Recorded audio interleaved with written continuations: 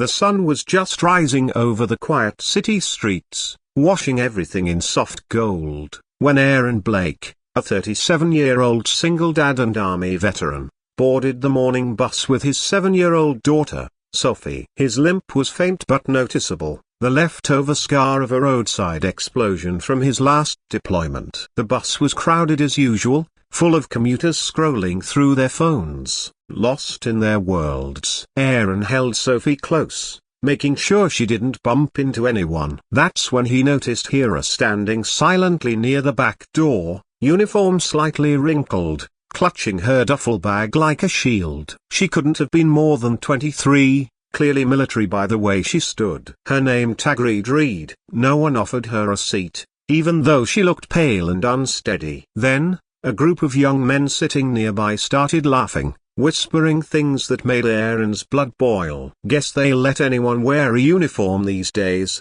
one of them sneered loud enough for her to hear. The girl's face turned red, her eyes fixed on the floor. No one spoke up. No one moved. Aaron took a deep breath, then stood. His leg ached instantly, but he ignored it. He gently guided Sophie into his seat and walked toward the girl. "Excuse me, soldier," he said in a calm, steady voice. "Take my seat. You've earned it more than most here." She blinked in surprise, her lips parting slightly. Before she could answer, one of the men who had mocked her scoffed, "Oh come on, man, she doesn't need an." Aaron turned his head slowly toward him. His voice was quiet, but there was something in his tone that silenced the whole buzz. "Respect. That's what she needs. And if you can't give that, you've already lost more than you'll ever understand." The bus fell into a heavy silence. The soldier hesitated, then nodded gratefully and sat down. "Thank you," she whispered, eyes glistening. Aaron just smiled faintly and leaned against the pole beside her, his daughter smiling up from the seat. If you believe that kindness and second chances can change lives, please take a moment to like, comment, share, and subscribe to Kindness Journal. Your small act of support helps us share more stories that remind the world compassion still matters. When the bus stopped near the hospital, Aaron and Sophie got off. The soldier watched them leave through the window, her heart tightening with a strange mix of gratitude and curiosity. Something about that man, the quiet dignity, the calm authority lingered in her thoughts long after he was gone. Aaron had no idea that this small act would ripple far beyond that morning. That evening, as the sun dipped low, Aaron picked up a part-time job at the local Veterans Outreach Center. It didn't pay much, but it allowed him to help other vets get back on their feet. Sophie would sit in the corner doing her homework while Aaron made calls or arranged housing for former soldiers. Life was simple, sometimes hard, but peaceful. The next day, as Aaron walked Sophie to school, a sleek black SUV stopped near the sidewalk. A man in uniform stepped out, followed by the same young woman from the bus read. But now she wasn't just a soldier. She carried herself differently, her posture confident, her uniform crisp. Aaron looked puzzled, wondering what was going on. "Mr. Blake?"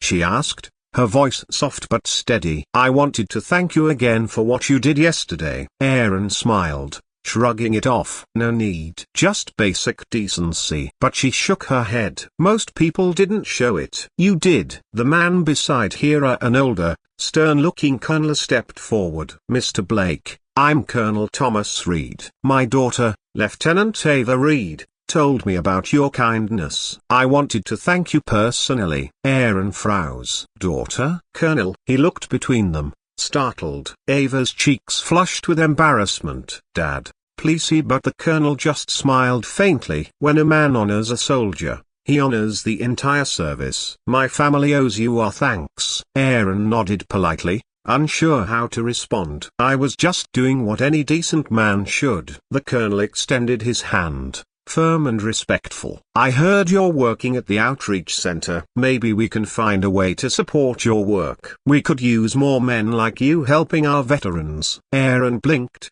overwhelmed. "Yeah, broken bar. I'd appreciate that, sir." Ava smiled, her eyes warm. "You deserve it." That night, Aaron sat on the porch with Sophie asleep in his lap, thinking about the encounter. He never helped people expecting anything in return, But the universe seemed to have a strange way of noticing kindness when it came from the heart. A week later, the outreach center received a donation enough to fund housing for dozens of veterans. It came anonymously, but Aaron knew. The way the letter was signed with a single word, "A grateful A," said it all. But this story didn't end there. A few days later, Aaron found himself facing another challenge. One of his closest friends, Ben, a fellow veteran, had gone missing after losing his job and falling back into depression. Aaron searched for him through shelters and hospitals, haunted by memories of the comrades he couldn't save overseas. Late one afternoon, he spotted Ben sitting under a bridge, rain pouring down. Aaron approached quietly, his cane sinking slightly into the mud. "You always did pick the worst places to think," he said softly. Ben looked up, hollow-eyed. "Don't start, man. I'm done. There's nothing left." Aaron sat beside him, letting the rain soak through his jacket. "There's always something left," he said. "You survived the war. You can survive this too." "I did." "You will." Ben's eyes filled with tears, his voice breaking. "You've got a daughter." "I've got nothing." Aaron turned to him, gripping his shoulder. "Then you've got me. And until you can find your reason, you borrow mine." With quiet strength, Aaron helped him stand. That moment in the cold rain, under the bridge, would later become the symbol of hope for dozens of veterans.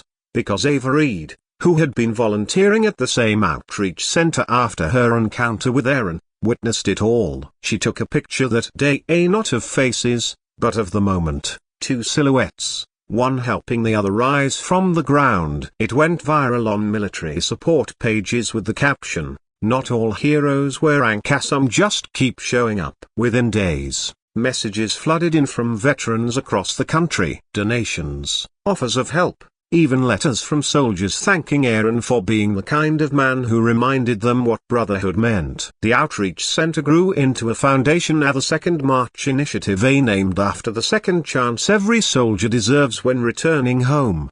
Months passed, and Aaron never sought recognition. He just worked quietly, helping others heal. But one morning, he was invited to a ceremony at the local base. He wore his old uniform, neatly pressed, and took Sophie with him. As they stood among rows of soldiers, Aaron suddenly realized who was hosting the event. General Raymond Reed, Ava's father. The general stepped up to the podium, his voice deep and steady. "Today, we honor a man who reminded us that valor doesn't end when the uniform comes off. It continues in acts of compassion, in moments of courage no one sees." He turned toward Aaron, smiling faintly. "Mr. Aaron Blake, on behalf of the armed forces, we thank you for your service and for reminding us all what service truly means." The applause echoed through the hall. Aaron felt tears sting his eyes as Sophie clapped excitedly beside him. Ava stood near the front row, her eyes glimmering with pride. After the ceremony, she approached him quietly. "You never knew who I was that day," she said. Aaron smiled gently. "Didn't need to. A soldier's a soldier. That's enough." She nodded, tears threatening to fall. "You helped me more than you know." "That morning, I was on my way to resign. I thought I wasn't good enough to wear the uniform. But you reminded me why I joined in the first place." Aaron looked at her, taken aback. "You didn't." She smiled faintly. "I didn't. Because you stood up, not just for me, but for what's right." As the sun poured through the windows, catching the gold trim on her uniform, Aaron realized something profound. Sometimes the smallest gestures, a few words of decency, could rewrite the course of another person's life. He walked out with Sophie holding his hand, feeling the cool breeze brush against his face. The world still had cruelty and indifference, but it also had moments like this, a proof that one kind act could echo far beyond a single day. If this story touched your heart, please like, comment, and share this video. And don't forget to subscribe to Kindness Journal to help us spread true stories of help and humanity. And before you scroll away, tell us in the comments below, do you still believe that one act of kindness can change someone's entire life? Because sometimes, all it takes is standing up on a crowded bus, a broken bar, to remind the world what honor really means.